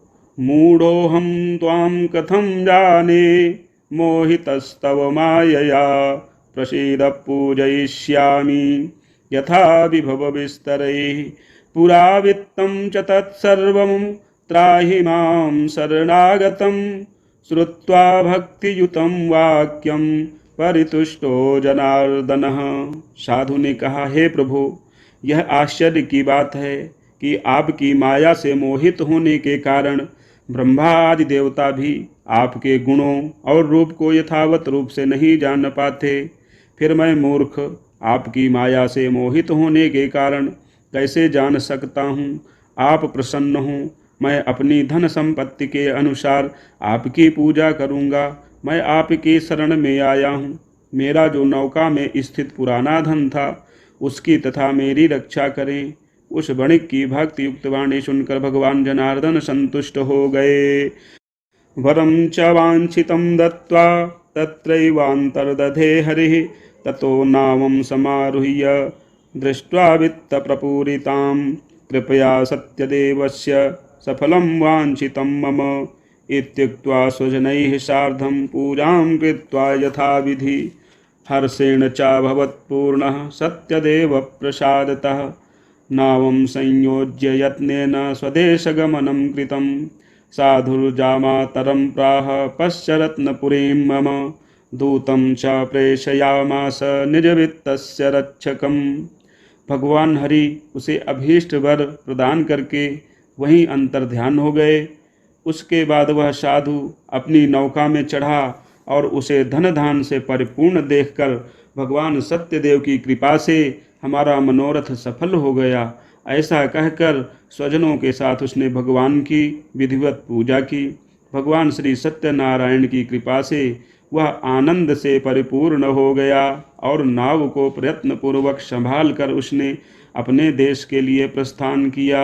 साधु वणिक ने अपने दामाद से कहा, वह देखो मेरी रत्नपुरी नगरी दिखाई दे रही है। इसके बाद उसने अपने धन से रक्षक दूत को अपने आगमन का समाचार देने के लिए अपनी नगरी में भेजा। तत्पश्चात उस दूत ने नगर में जाकर साधु की भार्या को देखकर हाथ जोड़कर प्रणाम किया तथा उसके लिए अभीष्ट बात कही। सेठ जी अपने दामाद तथा बंधुवर्गों के साथ बहुत सारे धन धान्य से संपन्न होकर नगर के निकट पधार गए हैं। दूत के मुख से यह बात सुनकर वह महान आनंद से विह्वल हो गई और उस साध्वी ने श्री सत्यनारायण की पूजा करके अपनी पुत्री से कहा, मैं साधु के दर्शन के लिए जा रही हूँ, तुम शीघ्र आओ। माता का ऐसा वचन सुनकर व्रत को समाप्त करके प्रसाद का परित्याग कर वह कलावती भी अपने पति का दर्शन करने के लिए चल पड़ी। इससे भगवान सत्यनारायण रुष्ट हो गए और उन्होंने उसके पति को तथा नौका को धन के साथ हरण करके जल में डुबो दिया। इसके बाद कलावती कन्या अपने पति को न देख महान शोक से रुदन करती हुई पृथ्वी पर गिर पड़ी। नाव का अदर्शन तथा कन्या को अत्यंत दुखी देख भयभीत मन से साधु वणिक ने सोचा, यह क्या आश्चर्य हो गया। नाव का संचालन करने वाले भी चिंतित हो गए।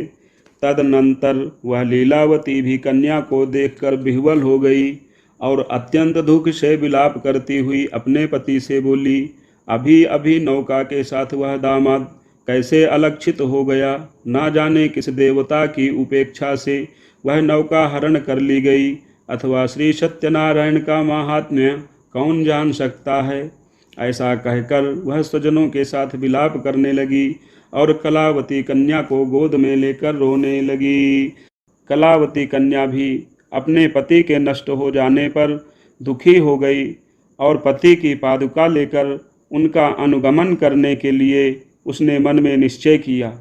कन्या के इस प्रकार के आचरण को देख भार्या सहित वह धर्मज्ञ साधु वणिक अत्यंत शोक संतप्त हो गया और सोचने लगा, या तो भगवान सत्यनारायण देव यह दामाद के साथ धन धान्य से भरी इस नौका का अपहरण किया है, अथवा हम सभी भगवान सत्यदेव की माया से मोहित हो गए हैं। अपनी धन शक्ति के अनुसार मैं भगवान सत्यनारायण की पूजा करूँगा। सभी को बुलाकर इस प्रकार कहकर उसने अपने मन की इच्छा प्रकट की और बारंबार भगवान सत्यदेव को दंडवत प्रणाम किया। इससे दीनों के परिपालक भगवान सत्यदेव प्रसन्न हो गए। भक्तवत्सल भगवान ने कृपा पूर्वक कहा, तुम्हारी कन्या प्रसाद छोड़कर अपने पति को देखने चली आई है। निश्चय ही इसी कारण उसका पति अदृश्य हो गया है। यदि घर जाकर प्रसाद ग्रहण करके वह पुनः आए तो हे साधो, तुम्हारी पुत्री पति को प्राप्त करेगी, इसमें संशय नहीं। कन्या कलावती भी आकाश मंडल से ऐसी वाणी सुनकर शीघ्र ही घर गई और उसने प्रसाद ग्रहण किया।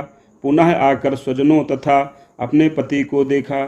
तब कलावती कन्या ने अपने पिता से कहा, अब तो घर चलें, विलंब क्यों कर रहे हैं। कन्या की वह बात सुनकर वणिक पुत्र संतुष्ट हो गया और विधि विधान से भगवान सत्यनारायण का पूजन करके धन तथा बंधु बांधवों के साथ अपने घर गया।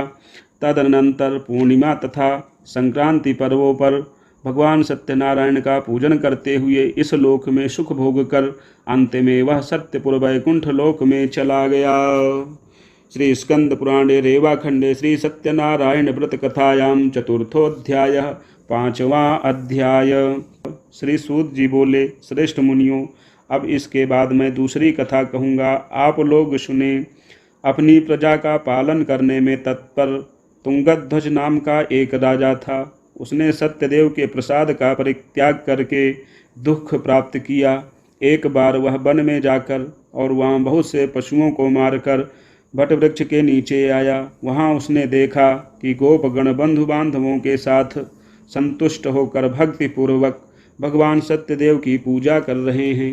राजा यह देखकर भी अहंकारवश न तो वहाँ गया और न उसने भगवान सत्यनारायण को प्रणाम ही किया। इसके बाद पूजन के अनंतर सभी गोपगण भगवान का प्रसाद राजा के समीप रखकर वहाँ से लौट आए और इच्छानुसार उन सभी ने भगवान का प्रसाद ग्रहण किया। इधर राजा को प्रसाद का परित्याग करने से बहुत दुख हुआ। उसका संपूर्ण धन धान्य एवं सभी 100 पुत्र नष्ट हो गए।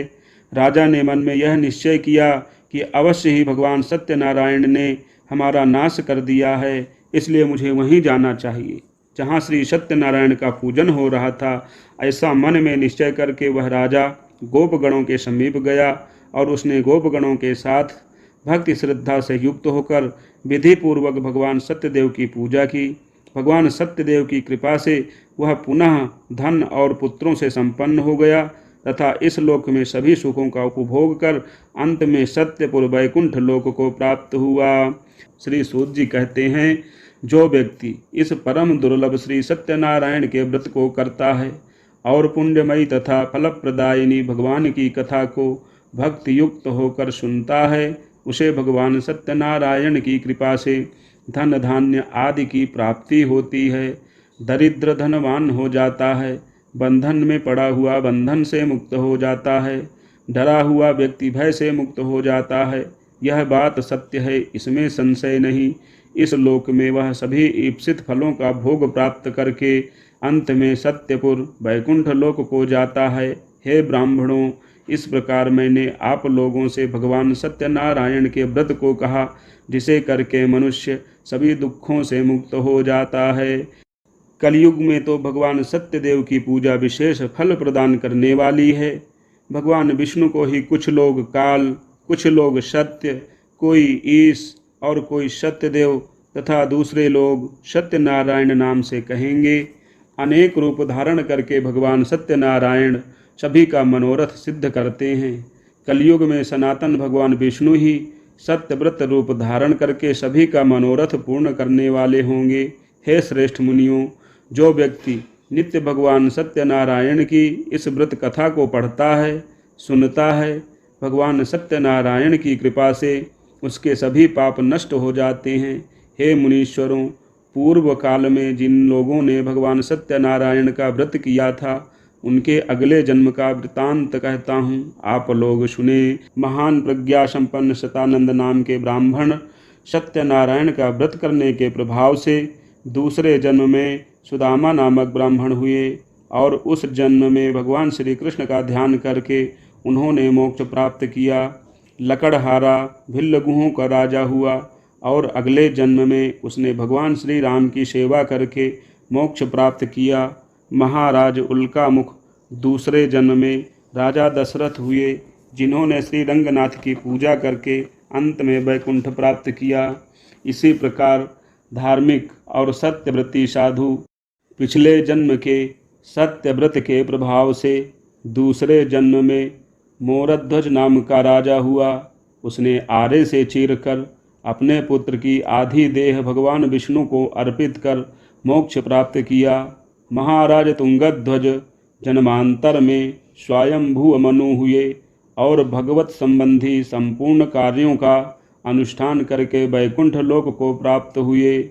जो गोपगण थे वे सब जन्मांतर में ब्रजमंडल में निवास करने वाले गोप हुए और सभी राक्षसों का संहार करके उन्होंने भी भगवान का शाश्वत धाम गोलोक प्राप्त किया। श्री स्कंद पुराणे रेवाखंडे श्री सत्यनारायण व्रत कथायां पंचमोऽध्यायः। यदि आप श्री सत्यनारायण कथा को अंग्रेजी में समझना चाहते हैं तो प्रस्तुत है मूल पाठ का अंग्रेजी रूपांतरण। Sri Satyanarayan Katha, Chapter 1. Once upon a time, in Nemisaranya, Shaunk Adi 88,000 sages said to Sri Sutji, O Lord, in this Kali Yuga, how will people without Veda Vidya get devotion to God and how will they be saved? O best man, say some austerity that will give merit in a short time and get desired results. We want to hear such a story. The scholar Sri Sutji said, O revered among the Vaishnavas, all of you have asked about the welfare of the men. Now I will tell you that excellent fast, which Naradji had asked Lakshmi Narayan Bhagwan and Lakshmipati had said to Munishreshtha Naradji, so listen carefully. Once upon a time, Yogiraj Naradji came to the world of death, roaming many worlds with the desire for the benefit of others. Seeing all the human beings born in many species here, suffering from many miseries according to their karma, I thought, by doing what effort, the sufferings of the living beings will surely be destroyed. Thinking thus in his mind, he went to Vishnulok. There, seeing Ishnarayana of the gods with white complexion and 4 arms, holding a conch shell, chakra, mace and palm in their hands and wearing garlands, they started praising, O Lord. You are very powerful. Even the mind and speech cannot find you. You do not even have a beginning, middle, and end. You are the form of Nirguna, the originator of the universe and the destroyer of sorrows of the devotees. I salute you. Hearing this kind of praise from Naradji, Lord Vishnu said, O sage, what's on your mind? For what purpose you have come, feel free to say. Then Narada Muni said, all human beings born in many species in the world of death are suffering from various kinds of miseries by their own karma. O Nath, if you have mercy on me, then tell me how all the miseries of those people can be removed with a little effort. Lord Vishnu said, O Narada, you have asked for a perfect thing for the benefit of human beings. The work by which a man is freed from attachment, I say, listen. One who gives a lot of merits, rare in both heaven and the world of death, is an excellent fast. Today I tell you out of love. By doing this fast of Sri Satyanarayan Bhagwan properly, one attains salvation after enjoying lifelong happiness on earth. Hearing the words of Sri Bhagwan, Narada Muni said, O Lord, what is the fruit of that fast, what is the law and who has observed this fast, and on which day one should observe this fast? Tell me in detail. Lord Vishnu said, O Narada, one who removes sorrow, etc., increases wealth and good fortune, and gives children, this fast is going to make him victorious in all places. With devotion and reverence, on any day one should worship Sri Satyanarayana in the early morning with the Brahmins and brothers being pious. With devotion, take fruits, banana fruit, honey, ghee, milk and wheat flour. In the absence of wheat, powder of sathi can also be taken. And all things should be offered to God and food to Brahmins including brothers. Get it done, then eat your own food. spent time remembering Lord Satyanarayana by organizing dances, songs, etc. during the night. By observing this fast, the wishes of human beings are definitely fulfilled. This is the simplest way of salvation on land, especially during the Kali Kal. Glory to Sri Satyanarayan Bhagwan. The first chapter of Sri Satyanarayan Katha is complete. 2 chapter. Sutji said, O sages, I tell the history of the one who has done this fast for the first time. Listen carefully. A very poor Brahman lived in the beautiful city of Kashipuri. He used to roam the earth, restless with hunger and thirst. Seeing the Brahman sad, the Lord, who loved Brahmans, took the form of an old Brahman and asked with respect, O Vipra, why do you roam the earth constantly in sorrow? O Brahman, tell it all to me, I want to hear. The Brahman said, I am a poor Brahman, I roam the earth for alms. Oh my God, if you know any way to get rid of this, please let me know. The old Brahman said, O Vipra, Lord Satyanarayan is the giver of desired results. That is why you worship him, by doing which a man becomes free from all sorrows. Bhagwan Satyanarayana, who assumed the form of an old Brahman, after telling the Brahman about all the rules of fasting, became blind. After deciding that I will do the fast that the old Brahman has told me, he could not even sleep at night. Waking up early in the morning, after deciding to fast for Satyanarayana, he went for alms. On that day, he got a lot of money in alms, due to which he along with his brothers and sisters fasted for Lord Satyanarayan. By doing this, the Brahman got rid of all sorrows and became endowed with many types of wealth.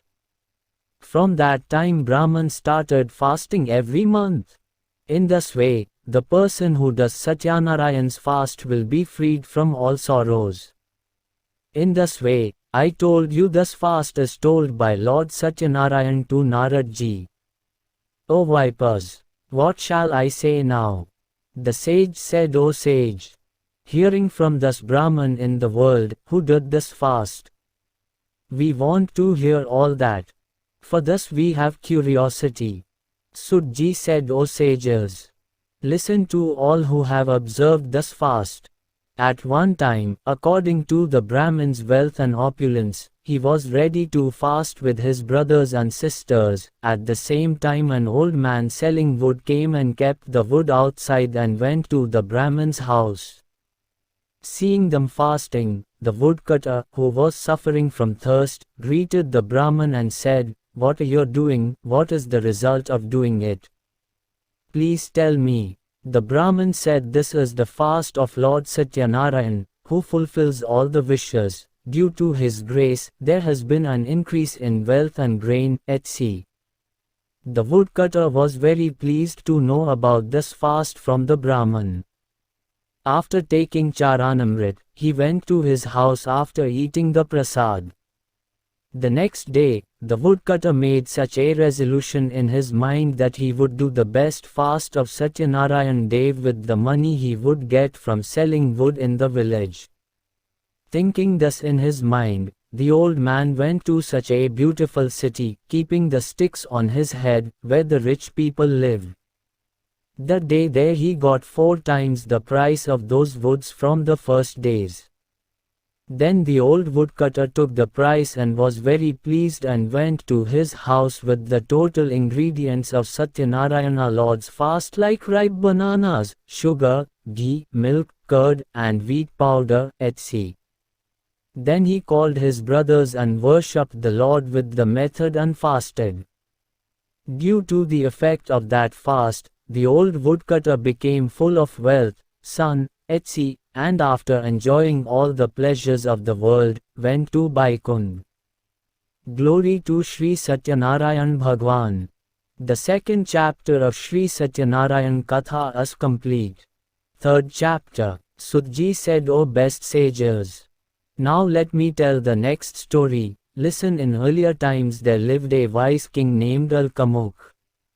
He was a truth teller and Jitendriya. Every day God used to go to the places and give money to the poor and remove their sufferings. His wife had a lotus-like face and was a sati sadhvi. In order to have a son, both of them fasted on Lord Satyanarayana on the banks of the Bhadrashila river. At that time a Vaishya named Sadhu came there. He had a lot of money for the business. He stopped the boat on the shore and came to the king, and seeing the king fasting, he started asking with humility, "O king, what are you doing with a devotional mind? I want to hear, so you tell me this." The king said, "O Vaishya, with my brothers and sisters, I am fasting and worshipping the super powerful Lord Satyanarayan for the attainment of a son." Hearing the words of the king, the sage said respectfully, "O king, tell me all the rules of this. I will also do this fast according to your statement. I also do not have any children. I believe that by observing this fast, it will definitely happen."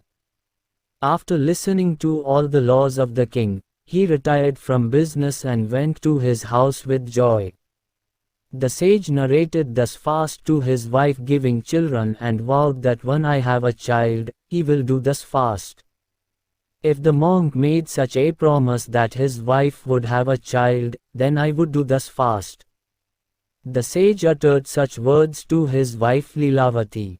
One day, his wife Lilavati rejoiced with her husband, becoming engaged in worldly religion. Satyanarayana became pregnant by the grace of God, and in the 10th month, a beautiful daughter was born to her. Day by day it started growing like the moon of Shukla Paksha.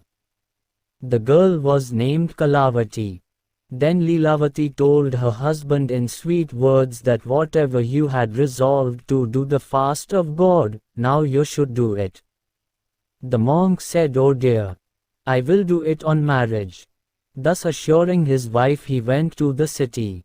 Kalavati attained growth in the father house. When the sage saw his daughter with friends in the city, he immediately called a messenger and said that he should bring a suitable groom for the daughter. On receiving the orders of the monk, the messenger reached Kanchan Nagar, and after taking great care there brought a suitable merchant son for wood. Seeing that worthy boy, the sage along with his brothers and sisters was pleased and married his daughter with him, but unfortunately forgot to observe that fast even at the time of marriage. Then Lord Satyanarayana got angry and cursed the sadhu that they will get severe sorrow. Vaishya, a skilled monk in his work, went to Ratnapura city near the sea along with his Jamata, and their both father-in-law and Jamai Chandraketu started doing business in that city of the king. One day, inspired by the illusion of Lord Satyanarayana, a thief was running away after stealing the king's money, but seeing the king's messengers coming, the thief ran away and kept the money silently where he was staying. When the messengers saw the king's wealth kept with that sage Vaishya, they tied both of them and took them near the king and said, "O king, we have caught these two thieves, let us see." Then on the orders of the king put in harsh imprisonment and took away all their money. Due to the curse of Lord Satyanarayana, the wife and daughter of the sage Vaishya were also very sad on the ground. Thieves stole the money that was kept at his house, and being very pained by physical and mental pain and hunger and thirst, Kalavati went to a Brahmin's house in concern for food. There she saw Satyanarayan Bhagwan fasting, then listened to the story, and came home at night after receiving the prasad. Mother said to Kalavati, "O daughter, where have you been so far and what is on your mind?" Kalavati said, "O mother, I have seen the fasting of Lord Satyanarayan in the house of a Brahman." Hearing the words of the girl, Lilavati started preparing for the worship of God. Lilavati worshipped Lord Satyanarayan along with family and brothers and asked for a boon that my husband and son-in-law should come home soon. Also prayed that we all forgive the crime. Lord Satyanarayana was satisfied with this fast and appeared in a dream to King Chandraketu and said, O king, you have taken both the Vaishyas captive, they are innocent, release them in the morning and give them all the money that you have received, otherwise I will destroy your wealth, kingdom, daughters, etc. The Lord disappeared after saying such words to the king. In the morning, King Chandraketu narrated his dream in the meeting, then freed both the sons of the merchants and called them to the meeting. Both of them greeted the king as soon as he arrived. The king said with sweet words, O nobleman, you have received such a difficult misery in the future, now you have no fear. Saying this, the king got them dressed in new clothes and sent them with respect by paying double the money they had taken. Both the Vaishyas went to their homes. Glory to Sri Satyanarayan Bhagwan. The third chapter of Sri Satyanarayan Katha is complete. Chapter 4. Street Ji said Sadhu Baniya after the invocation and giving money to Brahmins left for his city. After the sadhu went some distance, Lord Satyanarayana got curious about the test of his truthfulness. Sadhod, what is in your boat? Then both the moneylenders, who were stunned by money, laughed defiantly and said, Dandi Sannyasin. Why are you asking? Want to take some currency? Our boat is full of creepers and leaves at sea. Hearing such a cruel voice, he said, May your words come true. Saying this, the Lord, taking the form of a Dandi Sannyasin, went some distance and sat near the sea. After performing routine actions after the departure of Dandi, that is, seeing the boat raised upwards in the water, the monk was very surprised and fainted on seeing the creeper and leaves, etc., in the boat and fell on the earth. On being alert, Vanikputra became worried. Then his son-in-law said in this way, Why do you grieve? The punishment has given a curse. In this situation, if he wants, he can do everything, there is no doubt about it. Therefore, we should take refuge in him, where the desire of the mind will be fulfilled. Hearing the son-in-law, the sage Baniya went to him, and seeing the punishment there, he bowed down to him with devotion and started saying respectfully, Whatever I have said in front of you, untruthful speech. Roop has committed a crime, you forgive that offense of mine. By saying this repeatedly, he became distraught with great grief. Seeing her weeping, Dandi said, O fool! Don't cry, listen to me. Because of being indifferent to my worship and because of my orders, you have repeatedly suffered. The monk said, O Lord! It is astonishing that even the gods like Brahma cannot know your qualities and forms as they are due to being enchanted by your illusion. Then how can I, a fool, be fascinated by your illusion? No. You are happy, I will worship you according to my wealth. I have come under your shelter. Protect me and all the wealth that I had in the boat. Lord Janardhan was satisfied after hearing that Baniya's devotional voice. Lord Hari disappeared thereafter, giving him the desired boon. After that the monk got into his boat and saw him full of wealth and food. By the grace of Lord Satyadev, our desire became successful. He duly worshipped the Lord along with his relatives by saying that, by the grace of Lord Sri Satyanarayana, he became full of joy, and after handling the boat diligently, he left for his country. Sadhu Baniya said to his son-in-law, Look at that, my Ratnapuri city is visible. After this, he sent the messenger of his wealth to his city to inform them about his arrival. After that the messenger went to the city and bowed his hands to see the wife of the monk and said the desired thing for him. Sethji with his son-in-law and relatives has come near the city after being endowed with a lot of money and food. The messenger, Hearing this from her mouth, she was very happy, and that Sadhvi worshipped Sri Satyanarayan and said to her daughter, I am going to see the monk, you come soon. After listening to such a word from the mother, she ended the fast and offered prasad. Abandoning her, Kalavati also went to see her husband. This angered Lord Satyanarayana, and he drowned her husband and the boat along with the money and drowned her in the water. After this, the Kalavati girl fell to the earth crying with great grief, not seeing her husband. Seeing the sight of the boat and seeing the girl very sad, the sage Baniya thought with a frightened heart what was the surprise.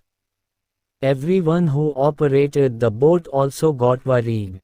After that, Leelavati also became stunned on seeing the girl and, lamenting with great sadness, said to her husband in this way, how did he become unimpressed with the boat just now? Don't know which deity's neglect that boat was taken away, or who can know the greatness of Sri Satyanarayana. Kalavati girl also became sad at the loss of her husband and decided in her mind to follow her husband's footpad. Seeing this kind of behavior of the girl, the virtuous Sadhu Baniya along with Bharya became very sad and started thinking either Lord Satyanarayana has kidnapped this, or we are all fascinated by the illusion of Lord Satyadev. According to my money power, I will worship Lord Sri Satyanarayan. Calling everyone like this, he expressed his heart's desire and repeatedly bowed to Lord Satyadev. This pleased Lord Satyadev, the guardian of the poor. Lord Bhaktavatsal graciously said to Akashvani, your daughter has left the prasad and has gone to see her husband, definitely because of this her husband has become invisible. If he comes again after going home after taking prasad, then your daughter will get the husband, there is no doubt about it. Kanya Kalavati also went home soon after hearing such a voice from the sky and took the prasad. Came again and saw relatives and her husband. Then Kalavati girl said to her father, now let's go home, why are you delaying? Vanikputra was satisfied after hearing that girl's words and worshipped Lord Satyanarayan by law and went to his house with wealth and brothers and sisters. Gone. After that, while worshipping Lord Satyanarayan at the Purnima and Sankranti festivals, enjoying happiness in this world, he finally went to Satyapur Vaikunthalok. Glory to Sri Satyanarayan Bhagwan. The 4th chapter of Sri Satyanarayan Katha is complete. 5th chapter. Street Ji said, best sages. Now after this, I will tell another story, you guys listen. There was a king named Tungadhwaj who was ready to obey his subjects. He got sorrowful by giving up the offerings of Satyadev. Once he came under the banyan tree after killing many animals in the forest. There he saw that the Gopagans, satisfied with their brothers and sisters, were worshipping Lord Satyadev with devotion. Even after seeing this, the king neither went there out of ego nor did he bow down to Lord Satyanarayan. After worship, all the Gopagans returned from the place keeping God's prasad near the king, and they all accepted the Lord's prasad as per their wish. Here the king was very sad to give up the prasad. All his wealth and food and all 100 sons were destroyed. The king decided in his mind that surely Lord Satyanarayana has destroyed us. That's why I should go to the place where Sri Satyanarayana was worshipped. Having decided this in his mind, he went near the king Gopagans and he worshipped Lord Satyadev methodically with the Gopagans having devotion reverence. By the grace of Lord Satyadev, he again became full of wealth and sons, and after enjoying all the pleasures in this world, he finally attained Satyapur Vaikunthalok. Sri Sanji says the person who observes this very rare fast of Sri Satyanarayan and listens with devotion to the story of God who is virtuous and fruitful, gets wealth and grain, etc., by the grace of Lord Satyanarayan. The poor become rich, the one who was in bondage becomes free from the bondage, and the frightened person becomes free from fear. This is a fact, there is no doubt about it. In this world, after getting enjoyment of all the desired fruits, he finally goes to Satyapur Vakunthalok. O Brahmins! Thus I told you to observe the fast of Lord Satyanarayan, by which one becomes free from all sorrows. In Kali Yuga, worship of Lord Satyadeva is going to give special results. Some people call Lord Vishnu Kal, some people Satya, some Ish, and some Satyadev, and others name him Satyanarayan. By taking many forms, Lord Satyanarayana proves everyone's wishes. In Kali Yuga, the eternal Lord Vishnu will be the one to fulfill everyone's wishes by taking the form of Satyavrat. O best sages! The person who reads and listens to the Vrat Katha of Lord Satyanarayana regularly, all his sins are destroyed by the grace of Lord Satyanarayana. O sages! I tell the story of the next birth of those who had fasted for Lord Satyanarayan in the past. Listen to you guys.